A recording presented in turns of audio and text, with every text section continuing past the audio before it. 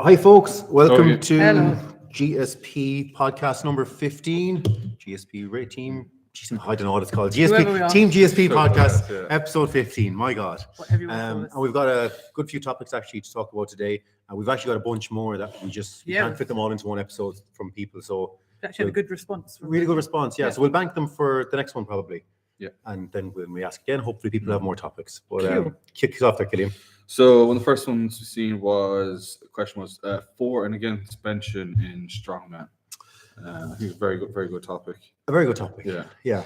So me personally, I'd like yes, but it depends on like the frequency, the load that you're taking, and the volume that you're doing. I feel like it definitely is important for pec health to stimulate it, whether it be through like benching or even just supplementing like push-ups into your program. But again, I see it's like a little bit risky to go heavy on benching, especially when it's not coming up in competition. Yeah. Like what's the point in taking the risk of getting a tear or an injury from pushing an exercise that you don't necessarily have to do? But if you're working in like sets of 5 or something like that, or just like maybe some slow centric stuff, then yeah, I'm definitely all for it. Yeah, like you've actually, we've spoken about your program and we've added a lot of incline bench and stuff like that. Now I know there's an incline log coming into your program, but even before the incline log was coming into UK, we spoke about adding more bench into your program. And it seems to actually be working for your overhead because your axle press is looking quite strong at the moment as well. Your pressing in general is looking quite strong. Yeah. So it seems to have actually added to your pressing. Yeah, definitely. Yeah, because I feel like just between pecs and I was definitely ignoring my biceps as well, and I feel like that's why if you're ignoring those, like you've got that intersection there for like your shoulder where you're getting like all the muscles connected, and I feel like for me, especially because I wasn't doing biceps just because I felt like from rowing it was more than enough. But then Were you skipping your bicep curls? I was doing them, but like I wasn't doing them to like. I wasn't doing them properly. Like you were just swinging them. Yeah, well, I was just Oh, like it's just my just blasting through. But I've been focusing a lot more doing decentric stuff on the way down, like just because like that doesn't get worked as much. You know what you do? You need to come in and do a beginner session with me now. Yeah. To sort you out again. Get you back to A basics. long time ago it was step ups Yeah. and lunges, and now it's going to be bicep curls. Yeah. But I definitely think it's so easy just to ignore benching for strongman. I feel like if you want to be a strong person, you need to have all your muscles to be strong. And I mean, like I was thinking about it as well, like let's say for something like if you got like a tire flip, like you need to have strong pecs if you want to push that tire, and that that really can make a difference, like for overall for like winning and losing the competition. Like so, yeah, I'm definitely all for doing the benching, but just doing it safely and smartly. Yeah, like I got kind of mixed feelings towards it. Like I know for myself, like towards later years of me competing, like I obviously come from powerlifting, so my bench was quite good. I was a decent bencher in powerlifting. I noticed towards like the later years of competing at the higher levels in particular, that when I benched, my overhead wasn't as good. So I would stop benching of any kind. I might just do some light dumbbells to stimulate the pecs, keep something going there, or some push-ups, as you said earlier, and just focus on just overhead twice a week. And that way I'd always get my best performance out of my overhead. Whereas if I kept the bench going as well, my overhead never felt as strong. But then in the off season, I would use it a lot, and I would transition in between both sports, which I know now was a mistake for me. But yeah, I always found for me personally that when I dropped the bench, my overhead got better. Right. Yeah, it just worked better for me. Did you say go from like benching as like a powerlifting athlete to like, or like did you have like a transition where like you were just doing benching just for like maybe just like a little bit of volume, or just like working sets of 5 and like not like, I'm just wondering, were you only benching as like a powerlifter would bench, or did you like bench in a different way that could have possibly have helped your overhead? I think so. What I would have done for years, because I was doing both sports so much, I would have been like probably benching like a powerlifter and getting ready for powerlifting. Probably went straight into getting ready for a strongman comp. Yes. And a lot of the time, what I would have done is just transitioned to using close grip instead of bench press. Okay. And maybe sometimes it would have been incline. Thinking, because you always hear through the grapevine, like use close grips with your triceps for strongman, and then use incline for log, blah blah blah, and all this stuff. But I found for me it didn't work. Really? Yeah. The best thing for me was just doing overhead. But that's a personal thing, like that, and maybe that comes down to my bench had already been at a really strong point. So doing more of it just ate into my recovery and didn't allow me to get as strong as I wanted to with the overhead. Whereas for you, say recently, your bench press isn't that strong in comparison to where everything else is, and the level you're competing at essentially. So maybe adding bench press into your program done an awful deal for your overhead because you essentially had a weaker link there. Like yeah. your bench press now is probably what my bench press was back then, Probably, as a 105 athlete at 23 years of age or 24 years of age, you know. So, but again, that was just through the years of powerlifting as well. Yeah. So there's a big it depends. For me, like it depends on the person and the situation, you know. Like, but I would always keep some form of pec work in a program. Yeah. Like you could even, as a strongman, throw some flies in at the end of a press session, you know, just pec flies, just to keep the pecs conditioned and keep some work going through them. And that, you know, essentially you get a load of stretch there as well, so it might help with your mobility. It doesn't necessarily have to be pressing, but I think something has to be kept in all the time. Yeah. I don't like, it's like you slacking with your biceps there. I think no stone should be left unturned. I think every muscle at least should once a week get stimulated, and properly, not just like swinging a barbell for curls. Like it should be actually some focused work. Like. Yeah, definitely. I think when like along the years, for us more so when we're not powerlifting, it's strongman, there would be some variation, I think, in our building season. It's always nearly, So always. we would have some form of bench, whether it be close grip or incline or regular bench. But again, not to bring to a peak of. So I think there is, like I said, there is definitely an argument to keep variation of it. When you put it in there, I think is a big thing. And the thing is, when we come back to specificity. Specificity. You didn't even say it right there. We know what you're saying. That one. Specificity. You didn't say it right either. I did. There's no S at the end of it. It's a C. Anyway. Specificity. Anyway, that word, that thing. Like time and a place for it and variations of it, but it's not being there unless you're thinking of actually doing powerlifting. So like even like I was on about with myself there, like I always feel stronger when I drop the bench, but I would always have bench in my program, and I would still, if I was to go back, I mean, I would still keep benching or some variation, whether it be incline or close, some, you know, working it fairly hard all year long, and then I would just cut it out in the last 6 weeks, probably for my peak and block. Where again, specificity is as high as possible to get the best out of myself. And I found that's what works for me. Like. But that's an individual case. Like if you're getting ready for comp, we always have, for you at this stage, it's probably like dumbbells. Because they're way less stressful for Ayshea on her shoulders, but you know, no biceps and so many years under the belts. You know, you don't want to be bashing your shoulders up with benching when I don't have to. It's got nothing to do with the sport or. But you actually find when you bench, your shoulders get healthier. Feels so much healthier, so much better. They don't ache as much. Like I feel like I can move them a lot. I think it's just because my friend who's a bodybuilder pointed out that my pecs were very underdeveloped, like both like the upper and lower bit. So I feel like I think maybe over like the last maybe 6-8 months we've definitely done more benching. I remember for a while I was just regular benching and then changed over to just slow eccentric stuff. And I find overall my pec health and shoulder health and everything, just my whole upper body has felt so much better since I started implementing that in a lot more. And maybe that's a case for we specialized you as a strongman too early. You know, maybe your training should have been a lot more general for a couple more years. Even though we do a lot of accessories and variations of movements and a lot of volume in our program, maybe you should have trained more like a powerlifter at start. You know, like I recently took on a new one, I remember, and he's got a CrossFit background. He's really good technically overhead, but he said he never benched much. So what's the first thing in his program? Is bench. I have him benching, you know, a fair bit of volume at the moment because I'm very confident that that's going to bring his overhead up. I think it will. You know, it'll definitely add kilos to his overhead, just because he's not strong there. So it's like you at the moment. Not if you're, you know, not very strong in that movement in comparison to where your overhead is at. Doing that movement is probably going to make you stronger. It's a very simple formula. Like, you know, it's not much mad thinking behind it. It's just kind of sensible, really, isn't it?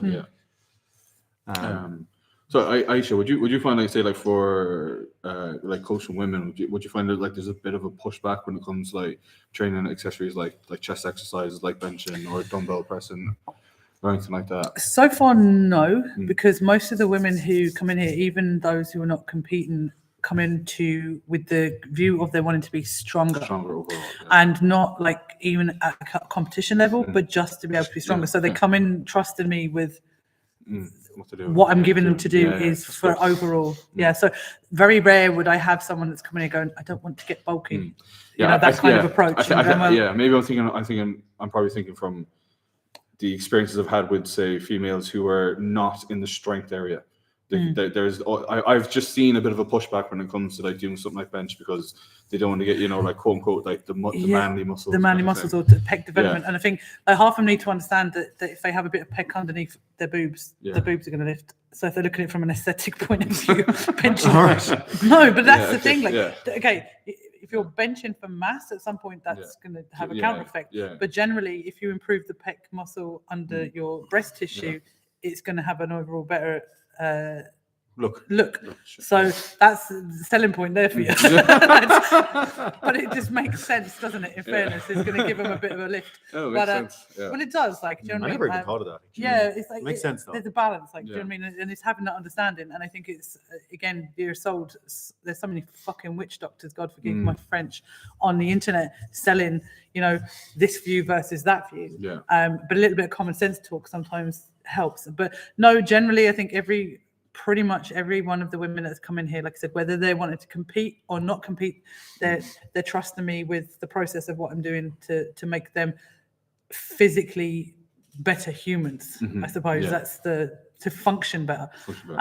And then if they take off the notion to get stronger, that doesn't come into your head, I think, at that point. Once you decide you want to be an athlete and you're going to get stronger, you don't particularly look at the fact of, oh, my chest is going to get big and my back's going to get broad. You kind of forget about that. You forget about it until you need to wear something nice and relax to get into a jacket.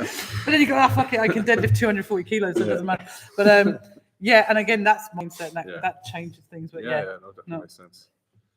I it's one thing actually, you know, benching for strong man and woman.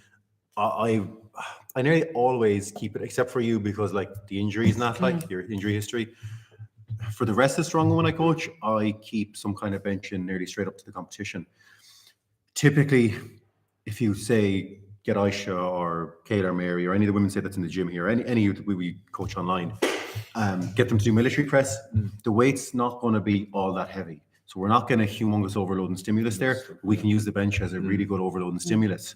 That's fairly easy to set up and bash through. Like, you know, whereas maybe say a woman is strict pressing 45 kilos, strict standing military press, she might be able to bench 65, 70 for 3 sets of 4 or 5 reps or something like that. You know, I'm throwing very rough numbers out here. Just thinking of people in my head, but there's a good overload and stimulus there that will carry over to your max, say, or a heavy something for reps when it's coming up to competition.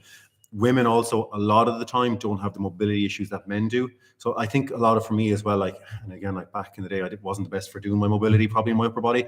Doing a lot of benching tightens up your pecs, pull the shoulder forward a little bit, and that can impede your overhead position. And I find with a lot of the bigger men, that can be an issue sometimes if you don't watch yourself. Whereas it's not quite as much an issue with the women, particularly the smaller women. So you can push that a little harder and closer to comp, I find. And again, the weights aren't massive. You know, they're not benching in the 160s or 180s or whatever it is. So they're going to recover a lot quicker from it. So you can afford to keep that in as well. Am I gone down too much? Definitely makes sense. General consensus? General consensus is it should be in everyone's program throughout the year at some point. I'm not saying for most people it should always be in the program up to the competition. Maybe for some people you look at taking out your peak and blocks. For the really important competitions, and then it's a variation of it is in there for the rest of the year, I think. And I think, like, if you're to look at a real developmental kind of thing here over a few years, I think as someone comes into the sport or they're novice level, beginner level, they should be benching every week, every year for 3 or 4 years to build, maybe something we didn't do right with you, Cilléin, to really build full body development and get strong in all areas. And then maybe as you go into the intermediate towards open level, maybe that's when you start getting a bit more specific of what you do coming up to competition. But definitely, even for like Eddie Hall he was benching like 250, 260, you know, lead up to big competitions like that. And then I think as he got close to competitions, I think he would have pulled that back. I think so anyway. I'm not really sure, to be honest, exactly but we all seen the videos of him benching 260 easily and stuff like that. And, you know, we all seen how good he was at overhead. However, he wasn't the best with like a dumbbell or an axle, and I think mobility might be an issue there. And again, being so big barreled at the front can cause problems in that area. So there's your argument for maybe he should not have done quite as much of it. Quite as much, You know, Iron Bibby's another guy, seems to have trouble with clean. He's just humongous up top. around there, yeah. It can kind of get in the way a little bit. I feel like maybe it's a case that like you just shouldn't let your pecs become stronger than your shoulders. And especially you shouldn't let your pecs become tighter than your shoulders, because then like you're gonna have that pull forward when you're trying to keep an upright posture. I think like as a strongman, it's really, really important to keep shoulder mobility as a priority, to be working on it all the time, because so much for this to do with shoulder. Everything really is connected to your shoulders. Absolutely, yeah. So I think if you're going to be benching a lot to improve your overhead, make sure you're staying on top of your mobility.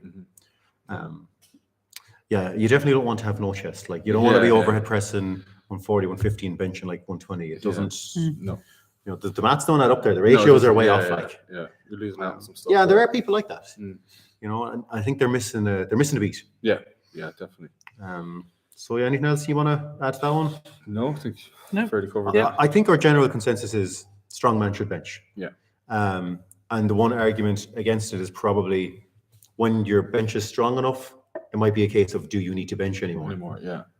Particularly coming up to competitions. What benefit are you getting out of it? That, I think back to my case, I think that was it. Like it was, I was getting nothing out of benching, and it was probably just impeding my recovery because it was heavy. Yeah, you're already so already developed at that point. At that point, in my pressing, my chest pressing muscles, essentially my bench pressing muscles. So I was getting nothing out of it. Like, whereas other people might, so they could keep it going closer to a competition.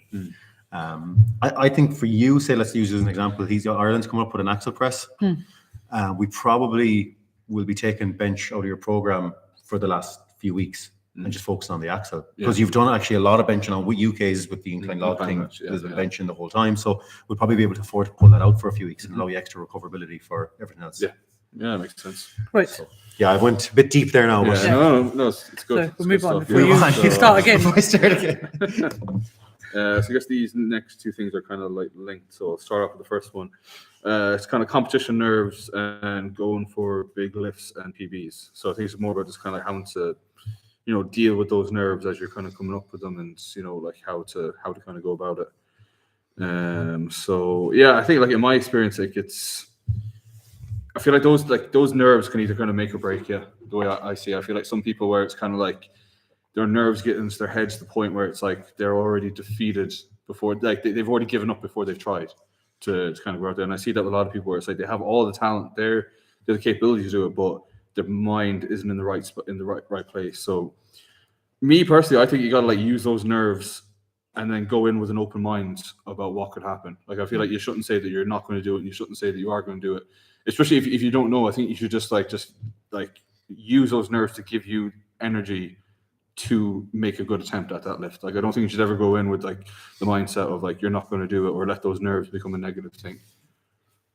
I think as well, the way I always approach this when people go, "Oh my God, I'm so nervous," it's like you have to have nerves, right? If you're going into something and you have got no nervous response at all, I often in my mind think, well, A, you're not taking that competition seriously enough, or B, you just don't care enough. Yeah. Because nerves, it's your response, it's your adrenaline response system. So to have those nerves, and I don't think there's any of the top girls that I would have competed against who do not go into a competition with some form of nerves. Donna, Andrea, Rihanna, any of them, you have a confidence. There's a difference between being nervous and having no belief. I know we'll talk about that in a bit, but going into it and thinking, I shouldn't have nerves, I shouldn't feel this way, is wrong, because every one of us has that anxiety and that nervousness and going, oh shit, I've got to go out and do this. And it's about harnessing that, and I understand it. And I know I kind of spoke about this before, that normally a week to 2 weeks out, I will get a massive rush of nerves. And I will freak the fuck out and go, what am I doing? And it's my flight or take fight, flight response, right? And I know that now, but it still happens. And I still question and go, oh my God, why? What am I doing? And that's nerves. But then I remind myself and go, oh, it's okay, that's normal. I used to get it with powerlifting, I got it with strong women as well. Any big competition. Any competition actually, doesn't matter big or small. And I think I remember saying this before in a podcast. The only time I did not have those nerves was Ireland's was Ultimate Strongman, Ireland's Strongest Woman last year, and it wasn't. I hadn't been on my game plan. It wasn't in my goals for the year. And although I had a bit of nerves before each event, because obviously your adrenaline's kicking in, I had no, there was nothing for it. And I can easily say that's because I didn't have the gras or whatever for that competition at that point. So it validated what I've been saying for a long time. If I don't have the nerves, then it probably doesn't mean enough, or you're going in there with a very blasé approach to the competition. Very relaxed about it. But harnessing those, I think, is accepting that nerves are part and parcel of competing. Yeah, it's totally normal.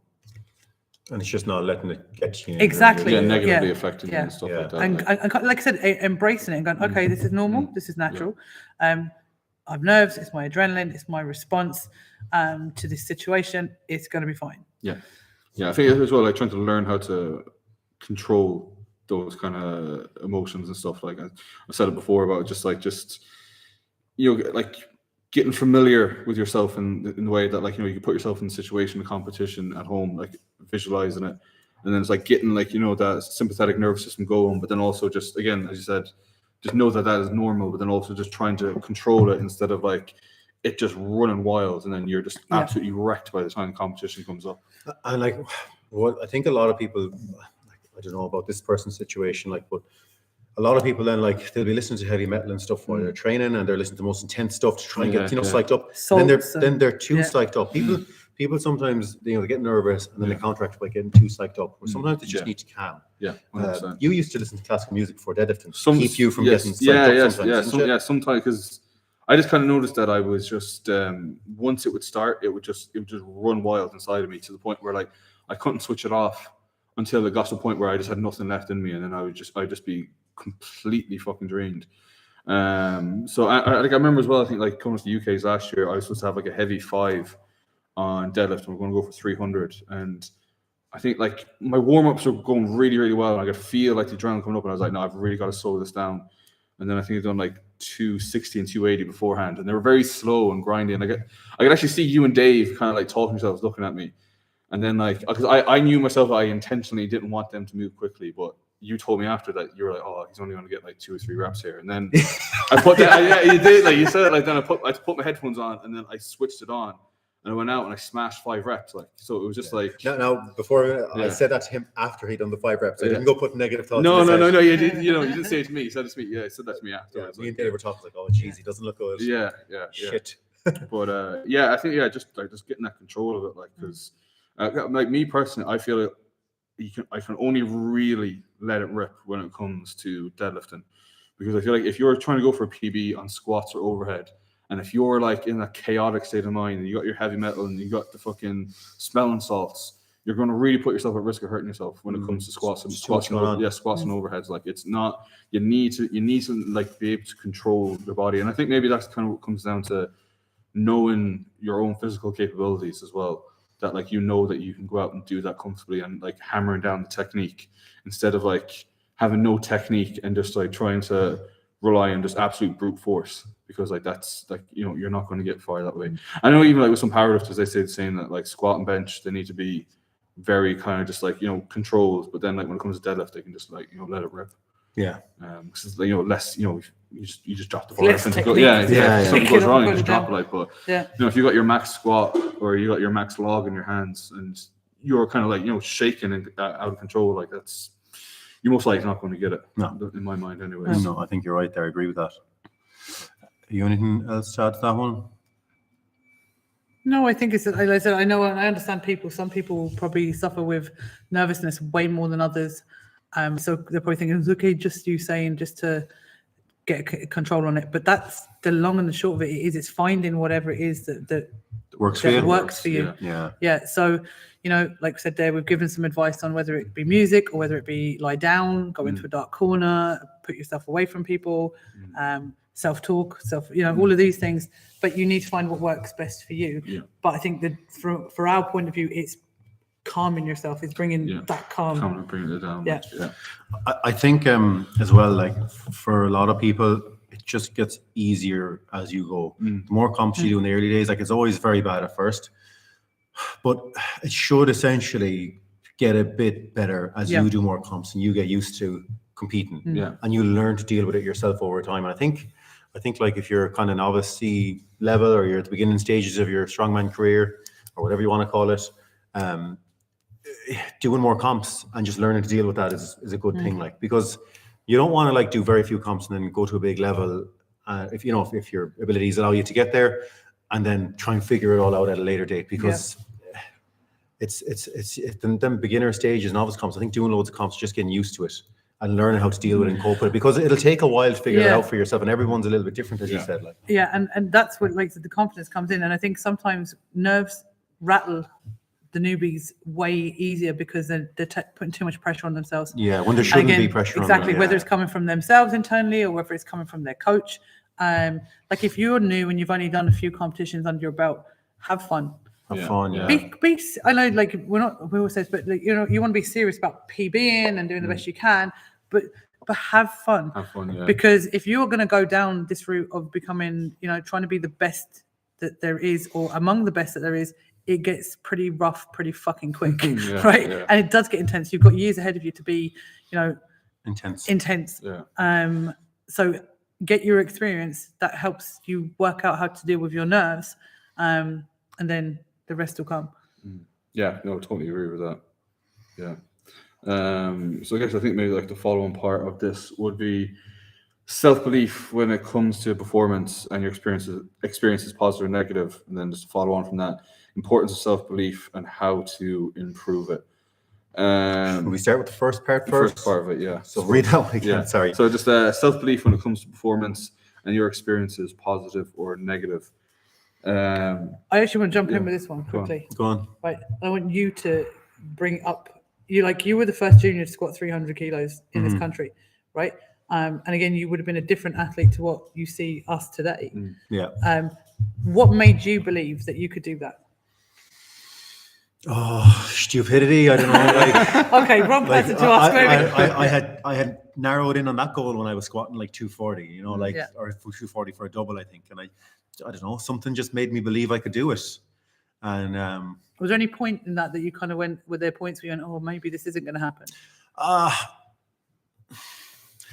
knew my time was ticking, and like I was gonna go for it a year. Time by ticking, you mean because you were coming out of juniors? Yeah. So like, I squatted 270 at 22, I think, just after my birthday. No, or was I 21? No, yeah, it's 22, right?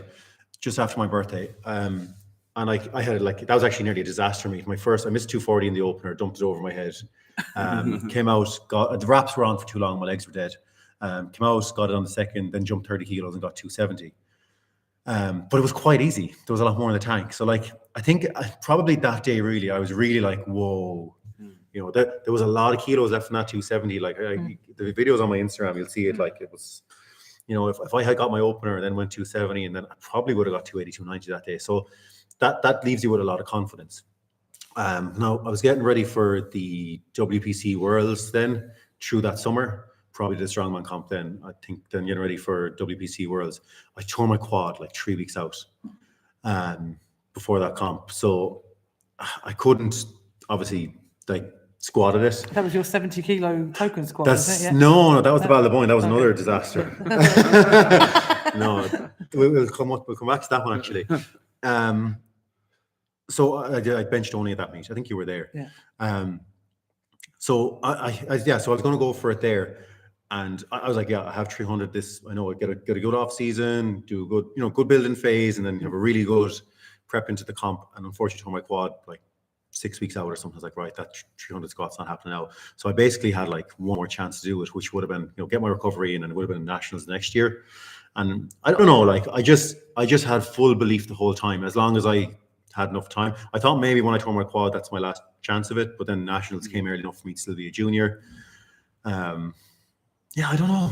I don't know what it was, because no one here had done it. Like, yeah. And like, what was the record before that? The juniors, I think it was like 275 or 280 or something. It wasn't massive anyway, but at the time, humongous. Like, there weren't a lot of open men in Ireland squatting them kinds of weights. A few guys were in the 320, 330 range, and that was a big fucking squat back then. Like, you're going back 2016. So what are we? That's 7 years ago. Like, sport has advanced so much, strongman and powerlifting. I don't know. I don't know what I think. Like, there was clearly ability there to squat decent weights. It wasn't always there. Like I had terrible squat technique when I started. I obviously built up. There was a good ability there to be strong at squatting. I don't know. I don't really have an answer for it, lads, to be honest with you. Like I just you had knew. a feeling. I had a feeling, and I knew, and I liked squatting. I was hungry for it. I was fucking hungry for it, man. Yeah, I really was hungry for it. Like when I tore my quad that time, getting ready for a world, and I couldn't deadlift properly because I couldn't get into position. I couldn't squat. I think I was in the gym 3 days later doing stiff leg deadlifts. I was like, right, I don't need my quads for that, so I'll do stiff leg deadlifts. Yep. You know, and I was like, I kept on the path the whole time. I never. You adapted. I adapted. No matter how injury struck I was or whatever. No matter what pain I was in, I adapted. I always kept going. Like, if I could do calf raises and stiff leg deadlifts, I fucking done loads of them. Like, and that was my attitude. Like, and I never stopped. And I don't think I ever lost the belief. Really, again, there was always when I have time. Fuck it. If I don't do it as a junior, I'll do it as an open anyway. And then I'll eventually squat 400 kilos. Now, God, my body really fought back on that one. Like, you never know. Might still happen. Yes, we won't rule that out. Put you in a suit, super reps. Yeah, it was just I don't know. Like, I didn't see the limit. Like. I didn't see a limit to what I could achieve, I suppose, and I just believed it was possible. I think a big part of all that as well was, again, just from my learning and reading, and most of it was YouTube back in the day. One of the big things was to never fail a lift in training. I think it was like a lot of Brandon Lilly stuff and like maybe Chad Smith. I can't remember exactly where. It might have been even Andy Bolton and all of them. I took a lot of information from the likes of them people. That's when I was coming up and learning. And like they're all about, don't ever fail a lift in training because that puts doubt in your head. If you fail a lift in training, then and I've carried this into year training. You'll notice as well. We're fairly towards the end very conservative. We try not to fail lifts, like, and that kind of puts a doubt in your head. So I never would have failed a lift in training either, unless I got injured doing that lift. Like, and yeah, where am I going with this? Like, I think it was decent preparation and just a shitload of belief in my ability and the hunger to want to do it. Would you have had people around you that were encouraging you, do you think? Was that part of it, or was it just it was an insular thing? It was just you having that? Both. Like I was good at just locking in a goal and going for it. Like, but there were like Dave Foster in the City Gym at the time, Angus Kine, they would have been around me training. Pete O'Connor as well. Don't train with any of them at the moment, like anymore. But they were all around the time, like, and they would have had belief in me as well and encouraged it. Like, and there were people around me that pushed me towards that goal as well. I probably would have. Did I ever vocalize? I never told anyone I was going for 300. Pete used to always say, it's about time you do 300 kilos. Like, he'd always throw that out there, like, and a couple of other people. So it's in your head. But I never, when I done it that day, I never told you I was going for it. No. I never told anyone my attempts. No, I just kind of kept it to myself. And I knew what my goal was in my head, but I was like, right, let's just fucking keep this in here and just go for it. I didn't have a coach either. Like, I was doing all my own program and that, so I didn't have to discuss it with anyone. And I was like, right, we'll bottle this one up now and we'll fucking give it socks. Go for it. Yeah. I kind of kept it in. But like, again, my self-belief there was no limit to it because like, as soon as I'd done that, I was like, right, next meet, 320. Which was so stupid. What's wrong with 305? Like, and like 16 weeks later, I tried, I was going to get ready for the Battle of Boyne. I think you were in the City Gym. I tore my VMO, coming out of 270. Like, I flew out. I finished the lift, like, and it was really easy. But like that was my last ever heavy squat. Yeah, too quick maybe. Yeah. So yeah, that was. It's a hard one to explain. I think setting goals and maybe even if they're attainable goals and then achieving them and maybe even surpassing them slightly can build a lot of self-belief. If you set a goal that's reasonable and achievable and you achieve that, or maybe at the competition you go a little bit ahead of that, then you're like, oh Jesus, like what if I repeat that cycle and do it again? And just do it a few times. I think that builds a lot of belief in yourself. Yeah. And like I always would have been making improvements every time I competed back then. So maybe that. And that's what I was actually going to say. I think a lot of the self-belief comes from you have to have the goal first. Yeah. Have that goal and then you work blinkered towards that goal. And that's when that self-belief you start to go, okay, you follow those steps. To get there. Yeah. And I think I do. I think if someone's like wondering how to build self-belief, maybe it is set an attainable goal of a 5 kilo PB. And if you surpass that, great. Try and repeat that, especially when you're in your early days. And then maybe try and repeat that again. And maybe that goal gets a bit less every time. Or maybe obviously the stronger you get, the harder it is to take the big jumps and the big PBs.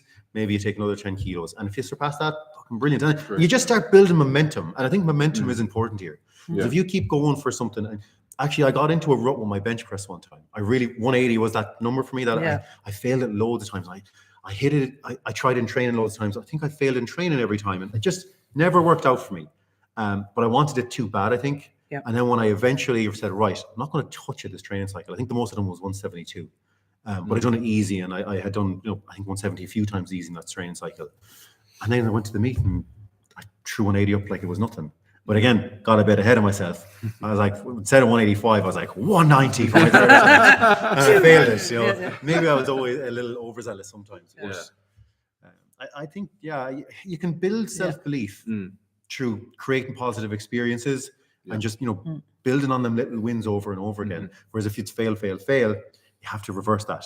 Yeah. And you have to start taking some little wins. Like, am I making sense? No, it makes sense. Yeah, no, I definitely agree. I feel like when people are beginning new things, that they feel like that they have to be already confident going into the situation, where it's like, especially if you've never done something before, you're not going to be confident going into it, and that is perfectly understandable. But you will gain confidence by being courageous enough to just throw yourself out there and put yourself outside your comfort zone. Because I maybe from my own experience, like when I started off doing strongman, like I didn't really have much belief in myself or my own abilities. I was more so just doing something just because I wanted something more meaningful to do. And then I think it was like after each competition I did, and I was competing, I was a junior, I was competing against guys who were much older than me, and I was beating them. And then it was like, the more I was kind of beating these people, I was like, all right, I was kind of more starting to believe in myself. And then, the bigger the show got, the more people I was beating, and your placing was just going up every time. Yeah, and each time, like again, like I said before, like with going over to the UK's last year, I was very much like,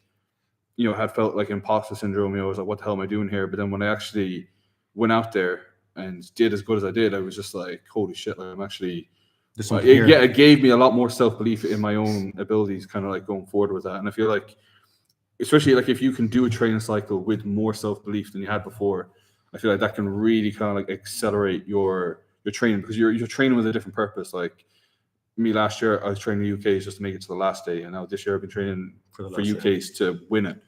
So I feel like, again, it's just like self-belief will only really kind of come with experience, because like I know there was a lot of competitions I didn't even know if I could do the weights that were in competition. I'm sure we've been in the same situation. Yeah, where it was like you had like there was a big question mark and there was a lot of uncertainty of things, but it's going out and trying to do those things that will actually, you'll learn. You'll at least know where you are if you don't manage to like finish it. Like, and you'll learn then what you have to do going forward to gain it. Like, so yeah, self-belief is important, but at the same time, like self-reflection I think is just as important, to the extent that like, if you try and do something and you don't actually do it, then you got to look back and like, why wasn't I able to do it? And what can I do going forward to make that happen?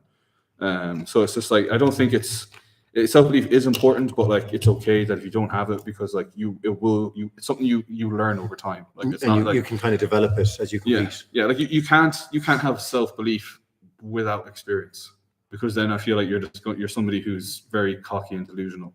And I feel like, especially if you're starting off, and if you're very high in self-belief in what you're doing, then it's like you can almost limit yourself in the long run, because you might not work as hard because you think that you're already there. If you know what I mean? If that makes sense. Yeah, absolutely. So I feel definitely like having some humility as well can definitely benefit your own training. What about you? Because like you've won a world title. Like, what makes you believe you can go out and do that? And then like even back to powerlifting, you were the first woman to break the 500 kilo barrier as a total in Ireland. 200 on the deadlift, with 540, 200 on the squat. First woman to squat over 200 in Ireland. You've broke a lot of barriers.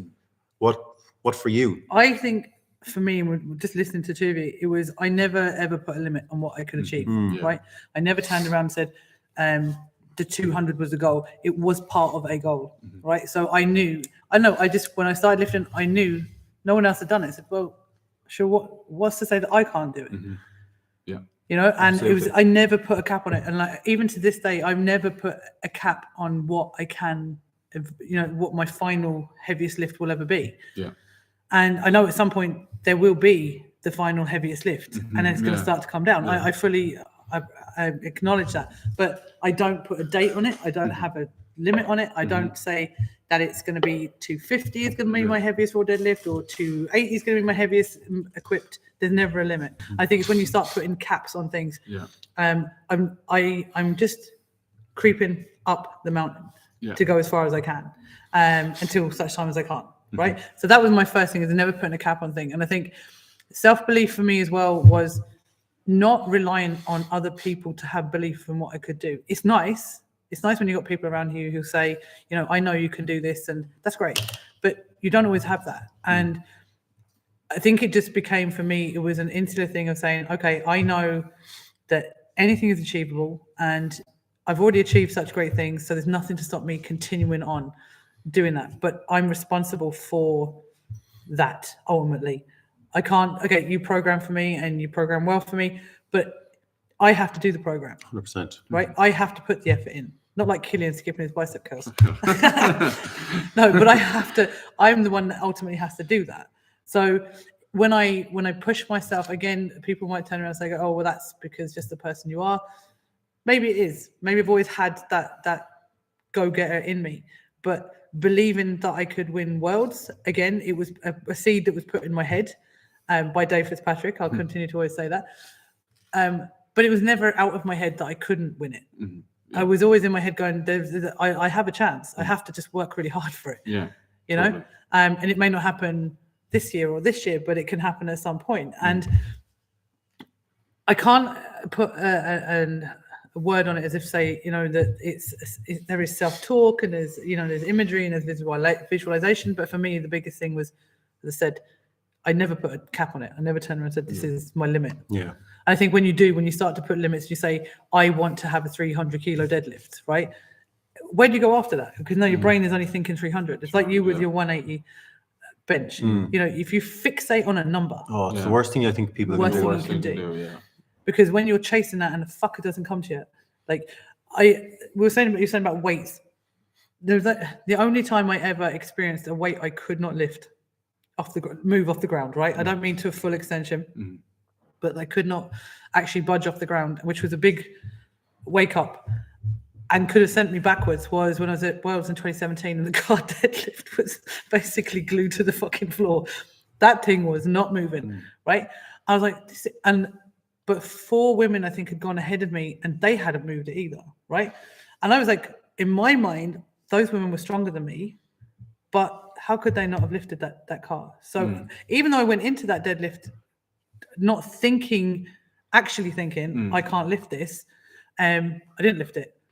And then I think someone else came after me, they didn't lift it. And then I think it was Andrea Thompson come out and ground her up and got a couple of reps. And then, but what I learned from that was I need to believe that I can do it. I need to continue to believe that I can do it.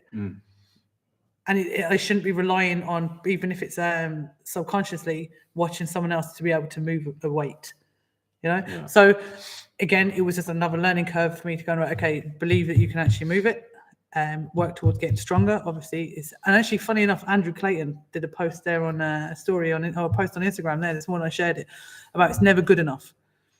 Enough is never good. What he said? It's never good enough, or basically almost is never good enough. Yeah. It's never enough, right? And I think that's where that self-belief comes from, is saying it's never enough to just be mediocre. It's never enough just to go, that was almost there. You have to push and you have to improve. But like, I think, and like this is for life in general, but definitely as an athlete as well, I think humans are capable of so much more than they think they are. And we can all achieve so much more than we think we can. I think a lot of it is being willing to work towards whatever you want. You decide you want to do something, be the best at this, or be the best deadlifter you can possibly be, whatever, without even putting a weight goal on it. I think people can achieve so much more than they believe. And like, again, for everything in life, like I fully believe that, like, if I want to go be fucking a solicitor, I can be a solicitor. I just have to work towards, and that's the same for anything. Like, no matter what I do, I know, I always believed in myself that, I didn't always probably believe it, but at some point I came to the realization that I can do whatever I want in life as long as I work hard towards that goal. And I think working hard towards a goal will help with your belief as well. Exactly, in yourself. Yeah, no, in your belief in yourself, because you know you're putting the work in. maybe if you don't put enough work into something and you're doubting your efforts, maybe that'll put a bit of a kick into your self-belief, because you're like, geez, I didn't actually put enough into my fucking fourth press day or your second press day of the week, or my accessories on my deadlift, or whatever it might be. Say, I think working really hard and really putting the effort in will build self-belief, because you've done everything you can, and your body is now in the best shape possible it can be to give you a result. Yeah, definitely. I feel like that's one of the best things about doing strength sports, even for like the everyday person, that like you could be somebody who's had like no athletic background, you could be somebody who's very shy and like anxious within yourself, but if you can get physically stronger and if you can see a physical difference in your body, that is going to like open up your mind to the world around you in so many different ways. I know it definitely did for me, because I would have been very much a very negative person towards myself. I didn't think I could really do much, but from doing strongman, I realized that, as you said, I can do anything if I just put the time into it. And anybody else can do anything that they want, but you just got to put in a lot of work. Usually, like the best things usually just take a really long time to work on them. That doesn't mean that you can't do it. It just means that you've got to commit a long time to getting those things done.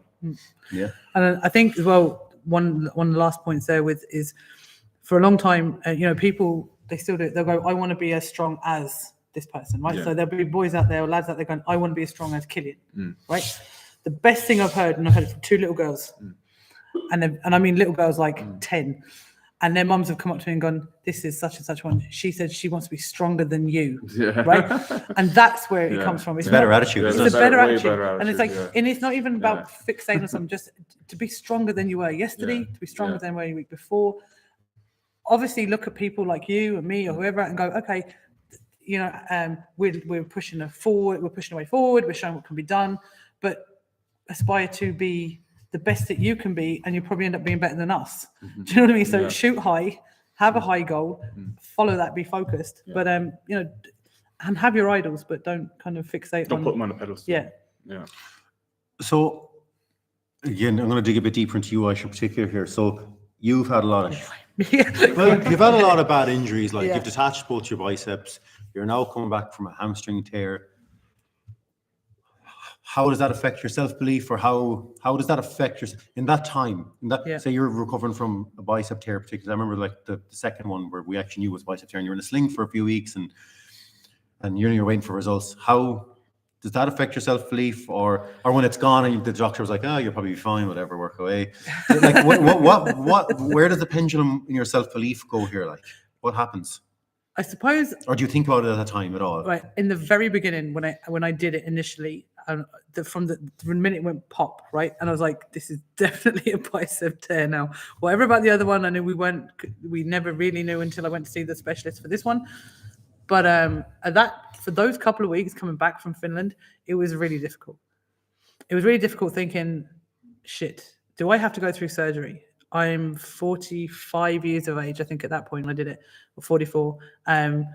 I've possibly got a distal bicep, the tendon on the other one's done. Like, how do I get back from this? And I don't even know if it's self-belief or what you would call it, but there was something inside me that was like, this is nothing. This will be fine. If you have to have an operation, you'll rehab, you'll come back. If you don't have to have an operation, you'll get on with it.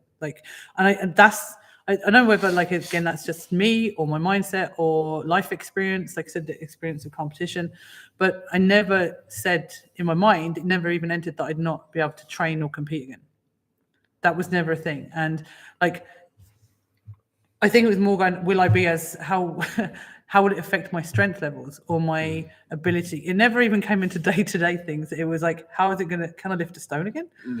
Of course I can lift a stone again. Okay, will I be as strong as it? It was more of how was I going to adapt? How was I going to come back from it? How was I going to be stronger? And my focus went on my rehab then. And especially I think down to when I got very frustrated when I was having to wait so long for a fucking MRI and being told by the doctor, you could get a frozen shoulder, but you need to keep it in the sling and you shouldn't. And after 2 weeks, I was like, fuck it, I'm coming out the sling. I'm going to start rehabbing myself. I said this before, I've done a vlog about it. I'm not saying that's what everyone should do, but that's just what I did. But there was no way I was going to hang around any longer and wait for someone to give me an MRI. And in the end, when I got the MRI, it was too late to do anything with it anyway. I wouldn't have been able to have surgery. But it was my belief to go, I'm not going to let this stop me. I'm not going to let it might slow me down for a bit. Might not be as strong coming back from it. But I think it's nearly just positive self-talk, isn't it? Yeah. And just, but it's believing in you. Like I said, it's believing in myself. Like, I know people around me go, yeah, you know, you'll be grand and I'm sure you'll be fine. But it's believing it yourself and just going, no, I am going to be grand. I am going to be fine. I am going to come back from this and I'm going to do whatever it needs to be done to come back to as close to fuller function as I can. But I can't put a 1, 2, 3 bullet point on how you do that. I think it comes down to self-talk and about experience and trying to, and not listening or viewing yourself through the eyes of social media or anyone else. Yeah. You know, because I was told by a lot of people, oh God, you have to get that reattached. You'll never be able to do this. You'll never be able to do that. I was like, well, you know, the way things are going. And I did my research and the research was meh at the moment. Sure, there's no the Mixed. For or against is mixed, depending on if it's your trade or your job that requires you. It might have a hindrance there, but so far, so good. I suppose then when you realise the other one was gone as well. And I'd managed and been fine. My overhead continued to go up, like just quite laughing. Yeah, so I suppose when I got that news to say, well, she confirmed that the left was pretty much the same, was a detachment. Well, I've got this far along the way. So what's another one gone? Okay. So Interesting. Yeah, that's good. What's the second part of that question? Then it was just like the importance of self-belief and how to improve it. Oh, we kind of. Yeah, I think we are more or less kind of think we covered kind of it. done that. it's like we said, we have Definitely it. covered all of Oh, so like, have you had any like negatives with self-belief? I think there's positives or negatives. Have you like? I can think of it one time myself, and I think it was a really big lesson for me. It was like, I think it was my second powerlifting meet ever, which would have been my second ever competition because that's where I started. I was going down, I was like halfway down with a squat, and I was like, no, this isn't happening. And as I hit the hole and tried to drive out of it, nothing happened. And I think for me, from that moment, I always knew that like I had to be more positive, and it just that was a real lesson for me to go. I have to believe in everything I'm doing and just be fucking confident and have no negative, say nothing negative or have no negative self-talk at all about what I'm doing. And I never went into a lift ever again going, I'm not going to get this. I was always, I always took a different mindset in towards. I don't know why. It just, as soon as I unracked it and we started going down, I was like, no, this isn't happening. But I continued on. Yeah. It was a weird moment for me that it has stuck with me ever since. That's over 10 years ago. I vividly remember that.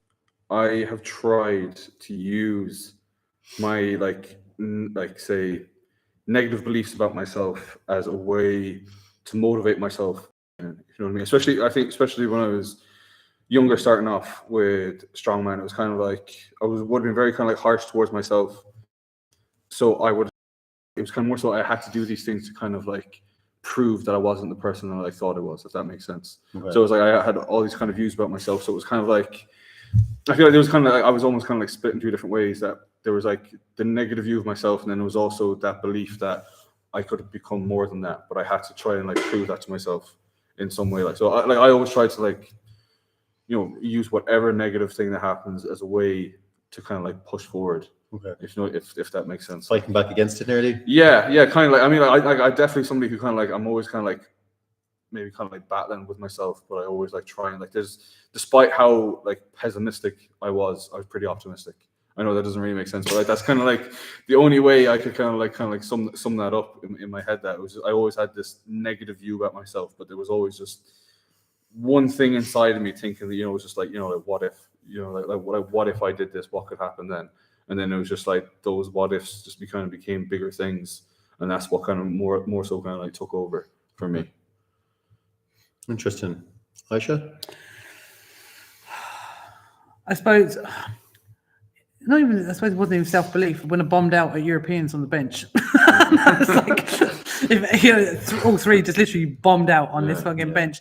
And at that moment, but I knew bench was my poverty lift. And I know I went into that whole thing. Yeah. Like my opener should have been fine. it wasn't, and it wasn't that heavy.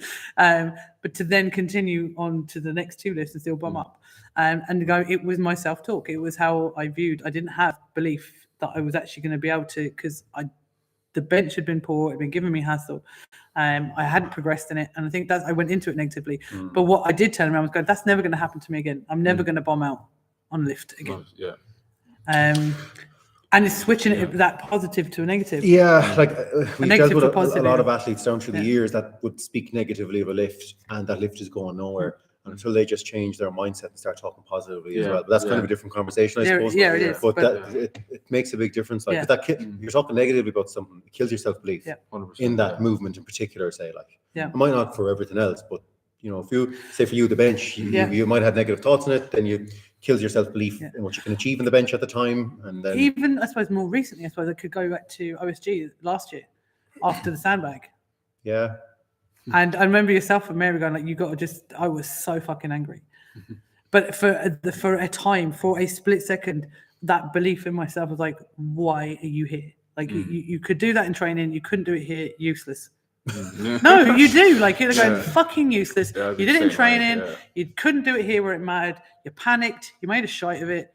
Like, and going, I can't do this. Why am I here? Like, useless. And I remember, like, yourself and Mary going, like, and I was so angry. I was like, I know, but I knew what I had to do. I knew I had to reset myself. I had to refocus, go home, have a good talk to myself. That's your experience. That's my experience. Exactly. Where maybe somebody else in that position would just let it get to them, and like I clawed back 13 points. Oh, you came back for war the next day, like you were ready to go, like.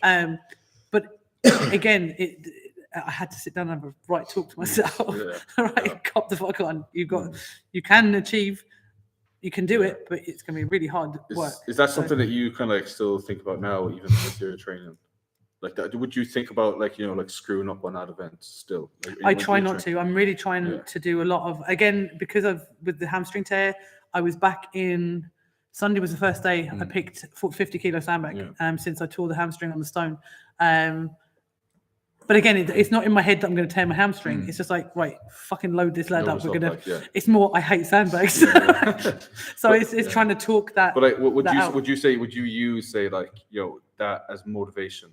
That, like, you don't want to be in that situation again where you're, you know, at OSG and you do that again on an event. It's like for me, like if that happened to me, I know, like, whenever if I were to do bad at an event in competition, I'm always saying, like, I have to make that up to myself. Like I still, there's still certain events that I still think about to this day that still I use as fuel in my in my training. I feel like maybe that's what I'm trying to say. Yeah, I suppose I always want to be better. Like I said, the next time around, I always want to be better. Even if I've done like a picture, like the car run 2 years running has been one of the fastest car walks in the whole competition out of the females. But it's never good enough. I still want to be faster. Do you know what I mean? So I'll always, it doesn't matter what I do. No, with sandbags, like, again, with Ireland Strongest Women this year, I was just completely out of condition. So I should have, I'd done 100 kilo sandbags here for a couple of reps, like, no issue.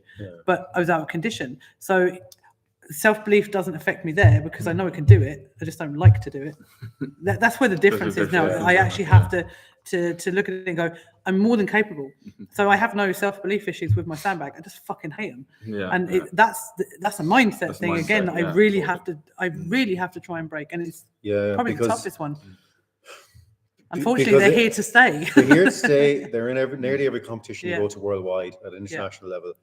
So it's like, you got to build a love with them. And I think probably Europeans is going to be a reading factor for that because it's steeplechase. It's the hardest one. And it's the one I'm actually going, if I train for nothing else but steeplechase over the next 12 weeks is going to be that one. If you go to that competition now and you put in a good run in steeplechase, what happens to your self-belief? Now it tenfold from being in a good place all around to now, wow, I'm class at sandbags as well. You go into Worlds then unstoppable later in the year. And I think again that's this we get the self-talk and the visual imagery and mindset and stuff. You create you will create your own boost of self-belief there essentially, like by doing that. So definitely. Fingers crossed. I think that's enough to wrap that up. I think so. We're do you want to talk the? So, who do you want to go this or will we? No, you can have at it. Okay, so guys, A friend of ours, Fergal, he was involved in a really, really bad motorcycle accident last April.